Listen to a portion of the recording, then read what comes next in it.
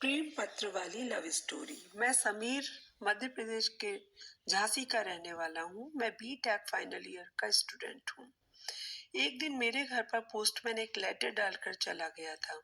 मैंने उस पत्र को देखा तो उसमें समीर नाम था, लेकिन पते की जगह पर किसी कारण से कुछ गिर जाने पर साफ नहीं दिख रहा था।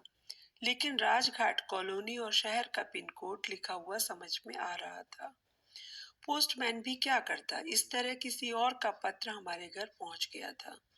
जब मैंने उस पत्र को खोला तो मैं हैरान रह गया, क्योंकि वह एक प्रेम पत्र था जो एक लड़की ने अपने प्रेमी को लिखा था।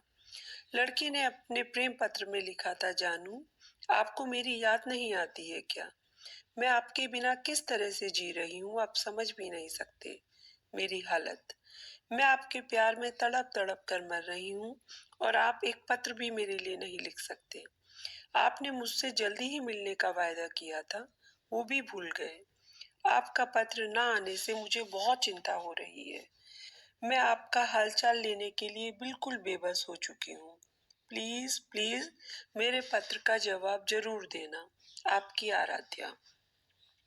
पत्र पढ़कर पता नहीं चला कि पत्र किसके लिए है और कौन है ये आराध्या नाम की लड़की जो प्रेम पत्र लिख रही है। मैंने बहुत सोचा क्या करूं, मैं उसको जानता ही नहीं तो पत्र का जवाब क्यों लिखूं। फिर मुझे लगा लड़की ने बहुत ज्यादा दुखी होकर पत्र लिखा है, इसीलिए अगर जवाब दे दूंगा तो उस लड़की के मन को शांति मिल जाएगी। इसलिए एक पत्र लिख ही देता हूँ। फिर मैंने लिखा, प्यारी आराध्या, मैं अपने एक प्रोजेक्ट के सिलसिले में बहुत व्यस्त था, जिस वजह से न तुमसे मिला और ना ही पत्र लिख पाया। तुम अपनी पढ़ाई पर ध्यान दो और मुझे ज्यादा याद मत किया करो। मैं भी चाहता हूँ कि पढ़ाई पूरी करके एक अच्छी जॉब हासिल करूँ। मुझे उम्मीद है तुम मेरी बात समझ जाओगी। समीर। मैंने अपने हाथ से पत्र लिखकर डाकघर में जाकर लड़की के पते पर भेज दिया और सोचा आराध्या मेरा पत्र पाकर सब समझ जाएगी और बात खत्म हो जाएगी, क्योंकि जिस समीर को आराध्या पसंद करती है शायद वो उससे संपर्क कर लेगा। लेकिन कुछ दिनों के बाद मुझे फिर से एक पत्र मिला, जिसमें बहुत सारी प्रेम भरी बातें और अपनी भावनाएं लिखी हुई थी। धीरे धीरे यह सब पढ़ने से मुझे भी आराध्या से एक जुड़ाव सा महसूस होने लगा। मैं इसी उधेड़बुन में रहा कि जवाब लिखूं या नहीं। मैंने पत्र नहीं लिखा, लेकिन 8वें दिन फिर एक पत्र आ गया। अंत में मैंने उसको पढ़ा तो खुद को जवाब देने से रोक नहीं पाया और मैंने दूसरा पत्र लिखकर उस लड़की के पते पर भेज दिया। अब मुझे भी आराध्या के पत्र का इंतजार रहता था। धीरे धीरे पत्रों का आदान प्रदान बढ़ता गया और करीब 1 साल से ज्यादा तक इसी तरह का प्रेम पत्रों का आना जाना लगा रहा। मैं अक्सर सोचता था कि शायद ऊपर वाले की इच्छा से ही हम मिले हैं। अब मुझे भी उस लड़की से थोड़ा थोड़ा प्यार होने लगा था। उस समय मेरे पास तथा मेरे घर में एक मोबाइल भी था तथा टेलीफोन भी था, लेकिन मैंने कभी भी इसका जिक्र उस लड़की से नहीं किया था। हो सकता है कि आराध्या के घर में भी टेलीफोन या मोबाइल हो, लेकिन हमारी बातचीत सिर्फ पत्र से होती थी। मैंने कभी भी उससे फोन पर बात करने के लिए सोचा ही नहीं। प्रेम पत्रों का आना जाना चालू रहा। अचानक एक दिन मुझे पत्र मिला। उसमें लिखा हुआ था कि मैं आपसे मिलना चाहती हूँ, क्योंकि अब मेरी शादी की उम्र होती जा रही है। मैं जिंदगी में किसी और से शादी नहीं कर सकती।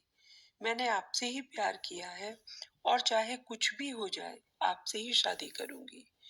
इतना सुनते ही मेरे होश उड़ गए, क्योंकि वह लड़की ये पत्र किसको लिख रही थी मुझे नहीं पता था। उसका पत्र गलती से मेरे पास आ गया था और उसी दिन से मैं उससे बात करने लगा था। ऐसे में जब मैं उससे मिलूंगा तो वह मुझे पहचान सकती है और उसे दुख हो सकता है।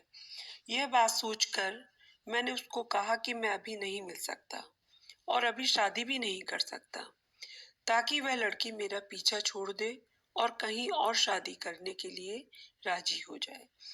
लेकिन वह लड़की बहुत ज्यादा जिद्दी थी। वह अपनी कसम खाकर बोली कि मैं शादी करूंगी तो आपसे ही, वरना जिंदगी भर कुंवारी रहूंगी। फिर कुछ दिन बाद फिर से पत्र में लिखा कि मुझे आपसे मिलना है। फिर मैंने सोचा कि जो होगा देखा जाएगा, चलो एक बार मिलने की हिम्मत करते हैं। मैंने पत्र के जवाब में लिखा कि ठीक है, मैं भी तुमसे मिलना चाहता हूँ। तुम अगले पत्र में मिलने का पता और जगह लिखकर भेजना, मैं वहां आ जाऊंगा। आराध्या ने अपने पत्र में एक खास तारीख और खास जगह खास समय पर मुझे मिलने के लिए बुलाया। जिस दिन आराध्या मुझसे मिलना चाह रही थी, उस दिन मैं ठीक से ड्रेसअप होकर उस जगह पर उससे मिलने जा पहुंचा। वह उस जगह पर पहले ही आ चुकी थी। मैं थोड़ा लेट ही गया था जानबूझकर। जैसे ही मैं उस जगह पर पहुंचा तो देखा एक बहुत खूबसूरत लड़की उस जगह पर बैठी हुई थी। मैंने पास जाकर नाम पूछा तो उसने आराध्या बताया। फिर मैंने अपने परिचय दिया।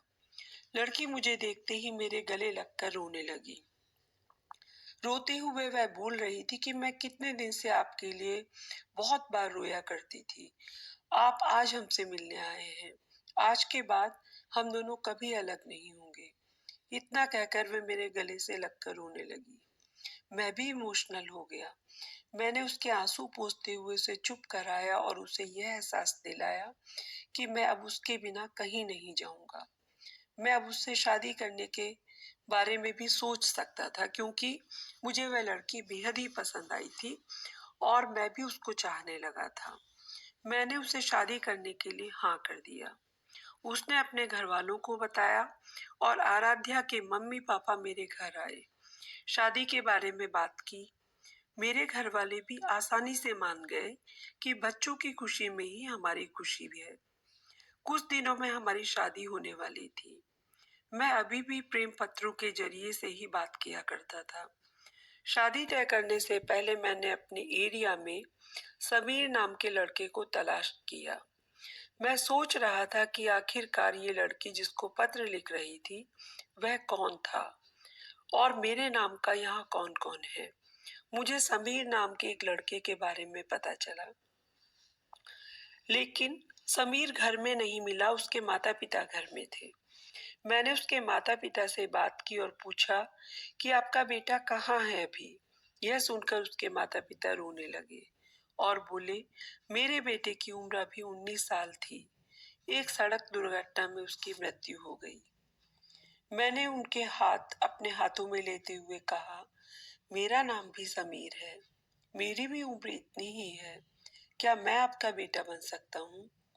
समीर के पिता ने रोते हुए गले से लगा लिया और कहा, हाँ बेटा, मैं तुम्हारा पिता हूँ।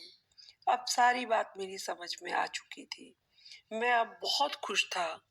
मुझे एक माता पिता नहीं बल्कि दो दो माता पिता मिल गए थे। अब मैं उनका भी ख्याल रखता था और बेटे का फर्ज निभाने की पूरी कोशिश करता था। इसी तरह से हम दोनों माता पिता तथा बेटे के बीच में ज्यादा प्यार हो गया।